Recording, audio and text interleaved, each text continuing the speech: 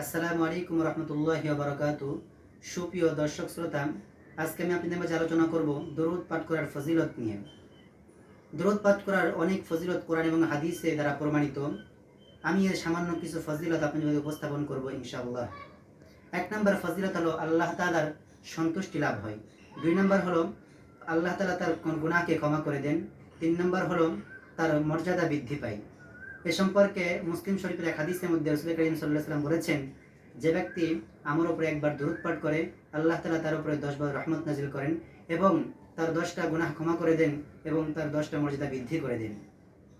4 নম্বর ফজিলত হলো দোয়া কবুল হওয়ার একটি বড় মাধ্যম হলো দরুদ পাঠ করা। 5 নম্বর হলো নবীজি সাল্লাল্লাহু আলাইহি ওয়াসাল্লামের সুপারিশের আশা করা যায়।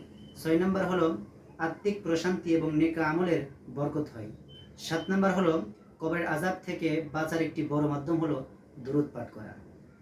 আপনাদের প্রতি একটা নসিহত থাকবে, প্রতিদিন কমপক্ষে 100 বার দরুদ পাঠ করার অভ্যাস গড়ে তুলুন। এমনকি কোনো কাজের ফাঁকে, বসে থাকার সময়, হেঁটে যাওয়ার সময়, গাড়িতে ওঠার সময় মুখে দরুদ জপতে থাকুন। এটি আপনার হৃদয়কে পরিশুদ্ধ করবে এবং দুনিয়ার কষ্টকে লাঘব করবে।